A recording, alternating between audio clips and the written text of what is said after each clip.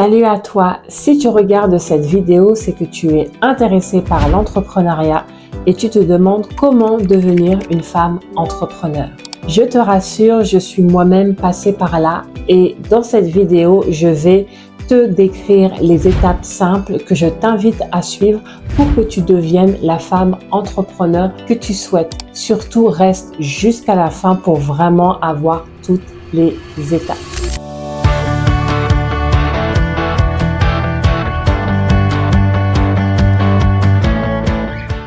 Bienvenue sur Les Afropreneurs, le média dédié à propulser les femmes afro dans l'entrepreneuriat et la réussite professionnelle. Parce qu'il est temps que nous, femmes afro, prenions notre place dans le monde du business. Alors si ça t'intéresse, abonne-toi tout de suite à la chaîne et puis partage le contenu à au moins 3 afropreneurs de ton réseau.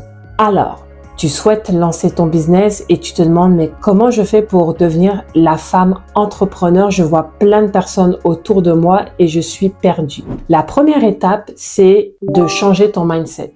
Le mindset, c'est très important, c'est la base de l'entrepreneuriat. Pourquoi? Parce que tu vas devoir prendre certaines décisions que tu n'as jamais prises. Tu vas devoir prendre des risques et surtout le mindset, c'est ce qui va te conduire tout au long de ton aventure entrepreneuriale.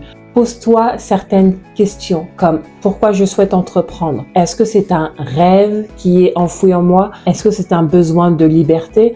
Est-ce que c'est parce que je souhaite vivre de ma passion? Toutes les réponses à ces questions, note-les, garde-les parce que c'est ce qui va te motiver par la suite lorsque les temps seront plus difficiles. La deuxième chose, je t'invite à clarifier ton idée. Il n'y a pas besoin d'avoir l'idée du siècle, je veux tout révolutionner, je veux faire quelque chose qui n'existe pas.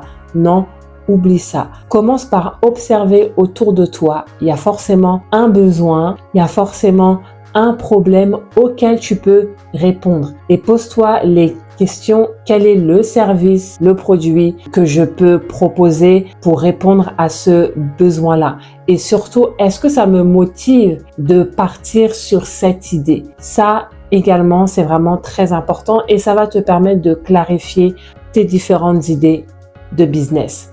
La troisième chose que je vais t'inviter à faire, c'est te former et t'entourer. L'entrepreneuriat, c'est une école de vie, c'est-à-dire que tu n'as pas besoin d'avoir un diplôme d'une grande école de commerce qui dit que tu es entrepreneur.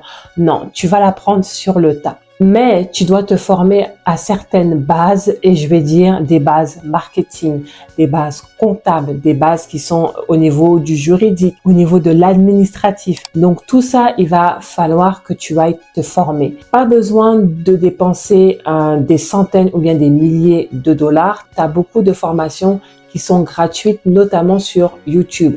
Prends le temps vraiment de te former et également de t'entourer de personnes qui vont te motiver, qui vont te propulser, des personnes qui vont te soutenir tout au long de ton chemin entrepreneurial. Quatrième chose que je t'invite à faire, c'est faire un premier test.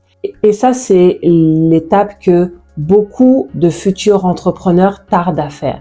Parce que nous, les femmes, on aime quand c'est parfait. Il n'y a pas besoin d'avoir le beau logo, le beau site internet, la belle page de réseaux sociaux pour que tu te lances. Non, il est important que tu fasses un premier test par rapport à l'idée que tu as, juste pour savoir s'il y aura des gens qui vont payer pour ton produit ou ton service. Tu vas t'ajuster après. Fais un premier test. Cinquième étape, ça va être d'organiser tes finances. Oui, j'ai accompagné beaucoup de femmes afropreneurs à structurer leur idée d'entreprise et beaucoup étaient mêlés à ce niveau. Les finances de ton entreprise, c'est pas ton compte personnel. Donc, il faut que tu crées un compte spécial pour ton entreprise et que tu sépares ce qui est pour ta famille et ce qui est pour ton entreprise. C'est très important d'avoir ces bases dès le début. La sixième chose que je vais t'inviter à faire, et ça c'est vraiment spécial pour nous les femmes, c'est d'organiser ton temps. Je vais même dire de libérer ton temps.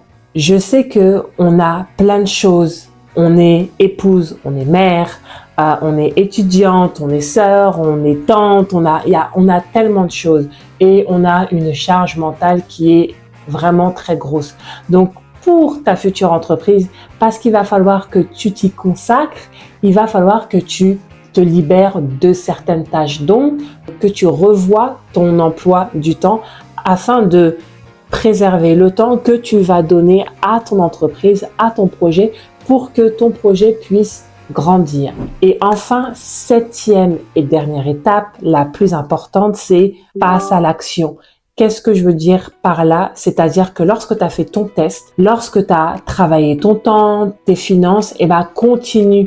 Moi, je connais beaucoup d'entrepreneurs dans mon entourage proche qui souhaitent se lancer, qui savent qu'il y a un intérêt pour leur idée d'entreprise, mais qui ne passent pas à l'action, c'est-à-dire qu'elles ne font pas les actions nécessaires qui vont faire que, elles vont devenir de vrais entrepreneurs. Donc surtout, passe à l'action et tu vas voir que ça va être une fabuleuse idée. Je te laisse avec cette vidéo qui parle des 8 erreurs à éviter lorsqu'on se lance en business.